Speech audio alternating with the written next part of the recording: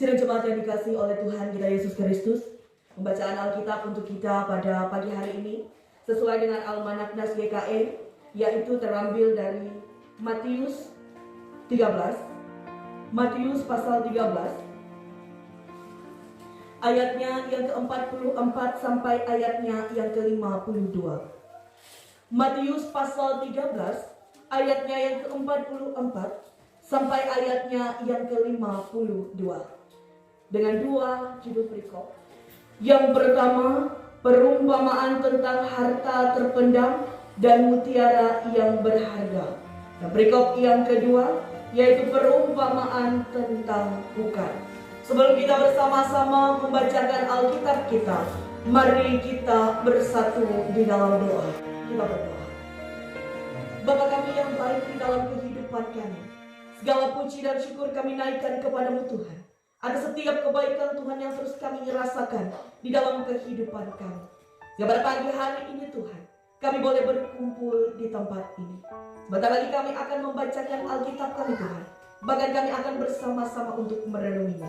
Biarlah kiranya Engkau boleh berfirman bagi kami, agar firman-Mu boleh menjadi pelita di dalam setiap kehidupan kami. Berfirmanlah Tuhan, sebab kami siap untuk mendengarkannya. Amin.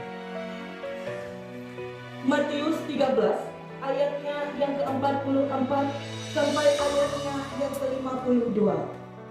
Yang akan kita bacakan secara bersama-sama. Kerajaan surga ini seumpama harta yang terpendam di ladang, yang ditemukan orang, lalu dipendamkannya lagi. Oleh sebab sukacitanya, pergilah ia menjual seluruh miliknya, lalu membeli ladang itu.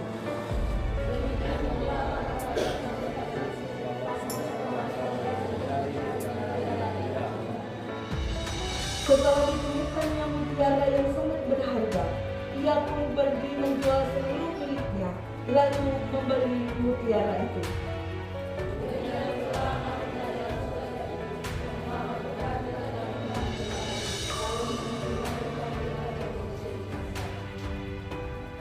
Setelah penumpukan itu pun diseret orang itu ke pantai, lalu duduklah mereka dan mengumpulkan ikan yang baik ke dalam peti, dan ikan yang tidak baik mereka buang. Demikianlah juga pada akhir zaman,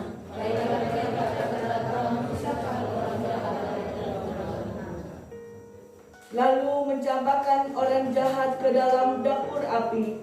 Di sanalah akan terdapat ratapan dan kertakan gigi.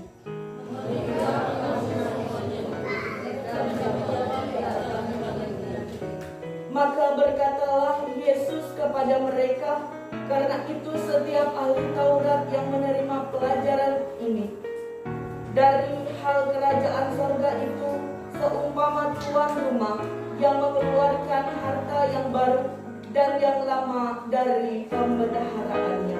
Tuhan Yesus bersabda, yang berbahagia ialah mereka yang mendengarkan firman Tuhan serta melakukannya di dalam kehidupan hari lepas hari. Amin.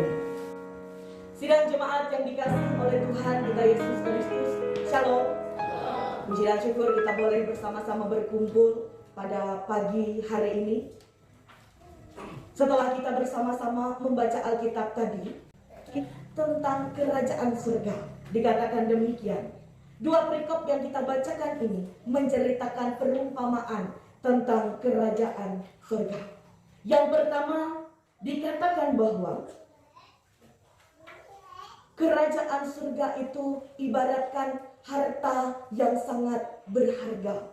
Dikatakan tadi dalam perikop yang pertama, kerajaan surga itu diumpamakan sebagai harta yang terpendam di ladang dan mutiara yang sangat berharga.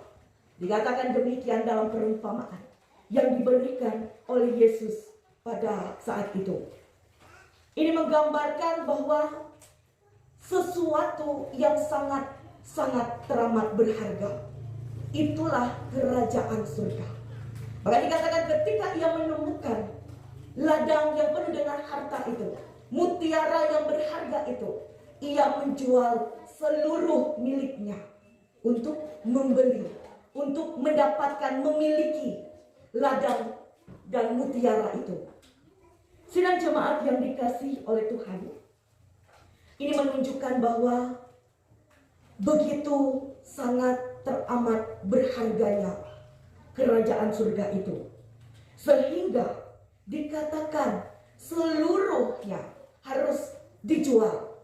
Dikatakan seluruhnya, bukan dikatakan sebagian dari harta.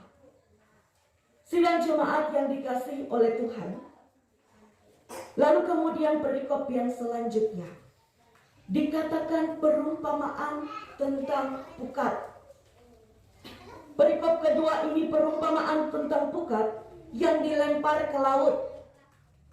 Yang pukat itu penuh dengan ikan-ikan. Lalu kemudian pukat itu dibawa oleh nelayan ke pantai, dan kemudian nelayan memisahkan antara ikan yang baik dan juga ikan yang tidak baik. Ikan yang baik akan dikumpulkan ke tempatnya, sedangkan ikan yang tidak baik akan dibuang begitu saja. Ini menunjukkan tentang akhir zaman. Dikatakan demikian di dalam ayatnya yang telah kita bacakan tadi. Akan ada akhir dari kehidupan di dalam dunia ini. Akhir zaman. Ini berarti bahwa orang baik akan dikumpulkan dengan orang baik, dan orang yang jahat akan dikumpulkan dengan orang yang jahat. Dalam dunia ini, orang baik dan orang jahat disatukan di dalam satu tempat, yaitu dalam dunia. Tetapi pada akhir zaman, ini akan berbeda. Orang baik akan dikumpulkan ke tempat yang baik, dan orang jahat akan dikumpulkan. Dan dikatakan tadi, orang yang jahat akan dibuang ke dapur api. Dapur api ini dikatakan adalah neraka. Kemana orang baik? Orang baik akan menerima kerajaan surga. Sidang jemaat yang dikasihi oleh Tuhan, laut ini ibaratkan dunia, sedangkan pukat ini ibaratkan gereja, dan ikan-ikan ini ibaratkan manusia. Ketika orang mengatakan aku pengikut Tuhan, namun tidak semua bisa taat dan setia kepada Tuhan.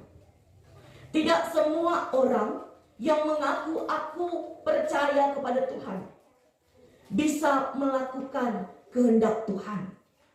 Ini yang dikatakan akan ada pemisah antara umat-umat, antara orang percaya. Yang benar-benar percaya akan dikumpulkan, yang tidak benar-benar percaya akan dikumpulkan. Demikian pula yang tidak percaya.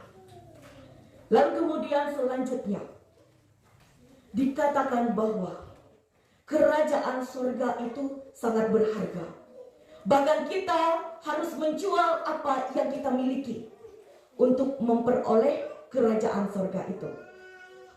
Seluruh apa yang kita miliki. Ini berarti bahwa seluruh hidup kita total kita serahkan kepada Tuhan. Total kita mengutamakan, memfokuskan tujuan kehidupan kita hanya mendengarkan perintah Tuhan. Ini yang dikatakan di dalam Alkitab.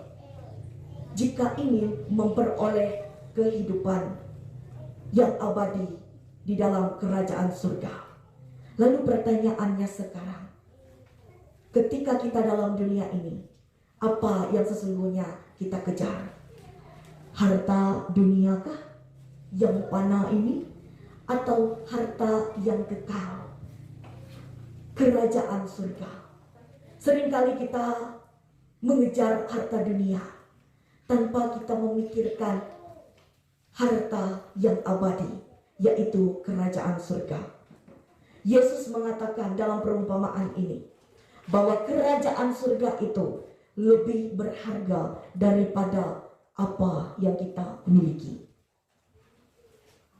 Maka dari itu kita sebagai orang percaya Melalui firman-Nya hari ini kita diingatkan bahwa tujuan kita bukan hanya harta dalam dunia, tapi tujuan utama kita adalah kerajaan surga. Biarlah kiranya melalui firman-Nya hari ini kita boleh bersama-sama merenungi akan ada akhir zaman yang akan dipisahkan antara orang baik dan orang jahat. Kita berhak untuk memilih baik jahat ataupun yang baik. Tapi saya percaya bahwa kita yang ada di tempat ini akan memilih yang baik. Maka dari itu, lakukanlah, utamakanlah apa yang diperintahkan oleh Tuhan. Apa yang diingini oleh Tuhan di dalam kehidupan kita. Tuhan memampukan kita melalui firman-Nya. Amin.